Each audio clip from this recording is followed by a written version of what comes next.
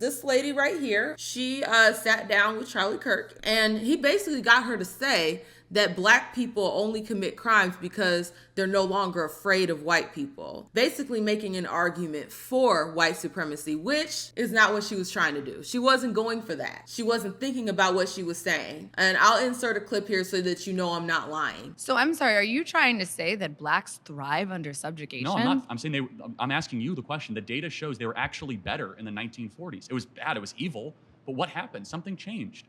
They committed less crimes. Maybe they were afraid. I already have low expectations for this conversation. I'm no fan of Charlie Kirk, okay? I'm no fan of him. I think he is very creepy looking. A lot of the things that he says, I very much so disagree with. Yeah, he's just creepy. I'm just gonna be honest, he's creepy. Charlie Kirk, this country is diverse. You can't just say the pursuit of diversity is compromising excellence. Diversity literally just means difference. This country is 13% black, it's 14% immigrant, it's 1/5 of every person in this country is Hispanic, it's 7% homosexual, and 50% of the country disagrees with you.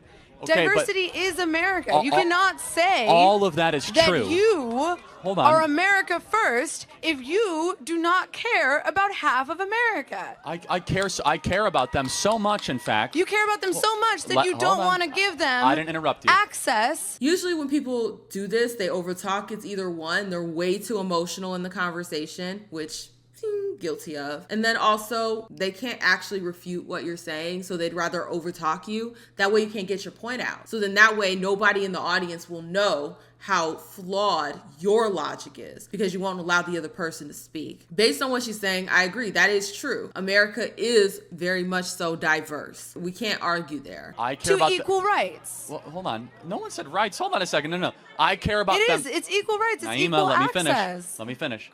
Now who's interrupting who? I care about them so much. I want the only thing that they're ever judged on is to be their character or their competency, not their skin color. Okay, so you want it to be a meritocracy. Yes.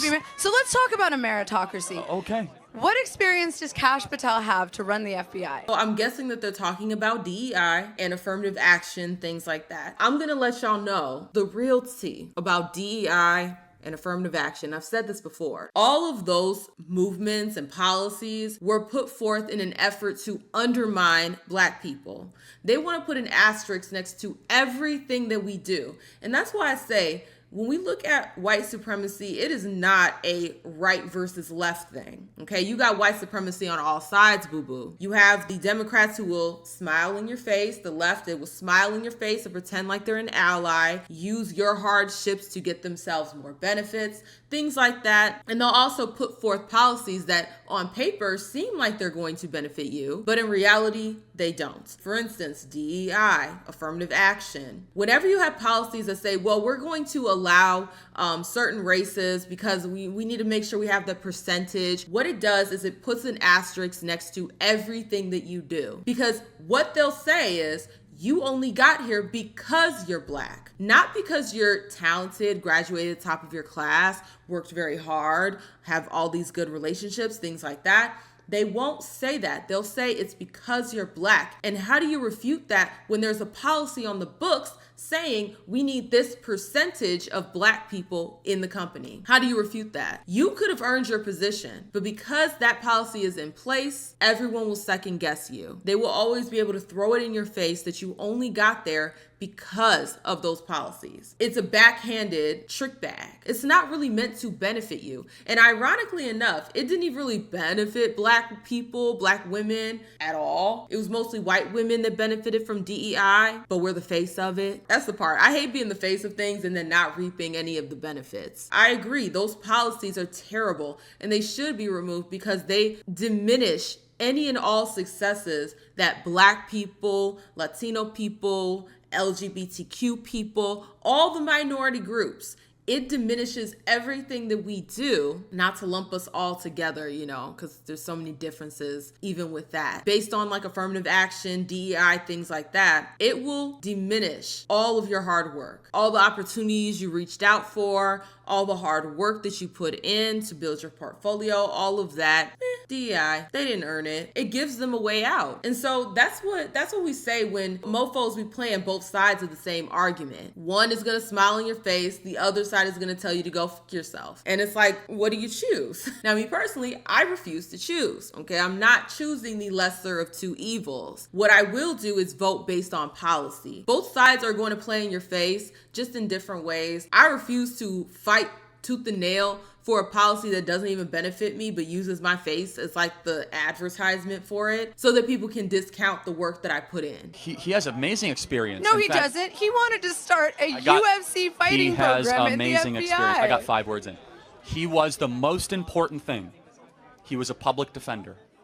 That's not what that's not the job of the FBI. He has no experience in the FBI. He was a public defender and he was a special prosecutor. Was he ever a member of the FBI? No, but he doesn't have the merit to have that. Hold on a second. All right, let's do another example. See, this is what I'm talking about, where they won't let you get a word in. And just because he didn't work at the FBI doesn't mean that he can't be qualified. But what experience does Linda McMahon?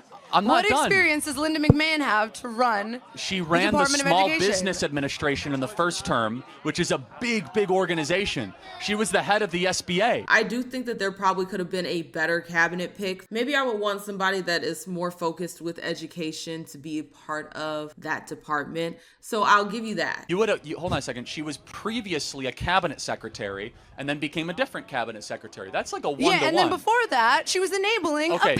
So what you're first of all, I don't know about that instance. If that's true, that's wrong. That's very much true. How do you not know about that, Charlie? I don't know about every... It's like very much again, public information. It's really important to know. Not her talking about, well, you should know that, when she didn't even know when slavery ended. Cue the clip. Let's just talk about the history for a second. Slavery begins in the early 1800s.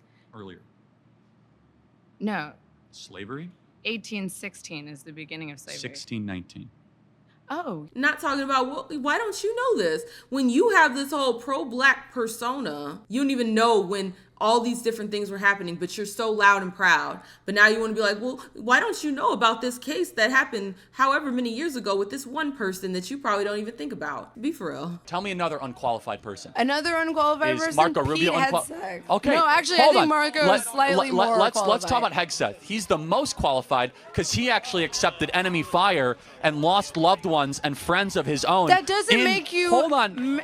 Dude, to run the U.S. military, to be a warrior, not just an academic general, that's very important. Look, dude, I respect veterans. My boyfriend's a veteran. I love veterans. That being said, not every person who is a veteran is qualified to run the Department of Defense. I think he's also shown the last couple of weeks he's doing a pretty phenomenal job. The prior head of the DOD, Lloyd Austin, could barely climb up a flight of stairs. Pete Hegseth is up at 5 a.m. doing PT with the troops, running miles, and then doing an entire day at the Pentagon. And you might say that doesn't matter. I actually think physical fitness and being a good example to our troops is very important when you're the head of the Department of Defense. I do agree with that, because if you're not even willing to be around the people that you're going to be in control of and you're going to be the head of, if you're not willing to work with them and actually be around them to see what they're saying, what they're going through, and they might have more information that could help you with being the head of defense. Like if you're not having a relationship or building a rapport with them, then that's a big problem. So I do see the benefit in him getting up and working out with troops and keeping his ear to the ground. I don't know too much about his history, so I'm not going to argue whether or not he's qualified. I don't know. Hey, but being the head of the Department of Defense is not about doing push-ups. Hold on, but first of all, it's actually just refreshing versus Mark Milley and Lloyd Austin. But secondly, I will say the criteria is that he's a warrior's warrior.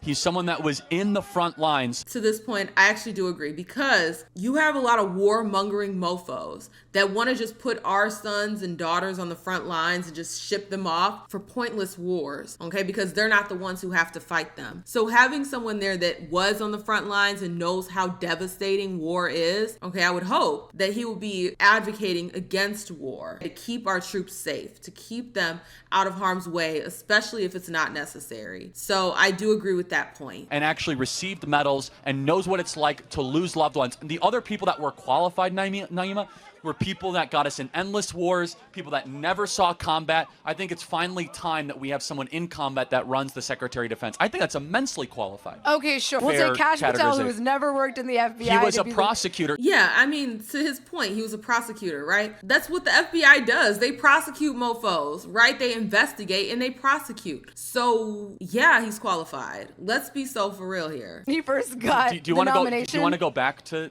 Kash Patel for a He second? said, yeah. I'm like, this is sick. Because he said, yeah. Not the people putting on the cape for degeneracy, talking about, oh my God, he said, yeah, stop it. This purity test that y'all have for everybody else while also frontlining degeneracy is insane to me. I don't care if he said, yeah. That means nothing to me. That is Can an we go back to incredible Kash thing Patel, to say. though? That is like Can we go- insanely inappropriate. Can we go back to Kash Patel? So he was himself a prosecutor that tried cases. That's a law enforcement mechanism. I think they're asking for someone else. All right, Naima, great to see you again. Thank you. Yeah, no wonder they wanted somebody else. Okay, they're like, we're sick of this. And unfortunately, you have people that are so brainwashed that they will see this interaction and think, yeah, she read him. She really didn't get off the points that you think she got off. And yes, she does look like Amala. They look like they could be sisters. But I will say that I do appreciate her not taking the $20,000 to debate Charlie Kirk, which was like offered by Aiden Ross, because he would have just embarrassed her, right? She would have gotten $20,000 to embarrass herself and unfortunately embarrass the whole Black community, because every single time a Black person opens their mouth, for some reason, we're the representative of all Black people, even though we're not a fucking monolith, obviously. I do respect her for not taking the money to embarrass us, okay? I do respect that.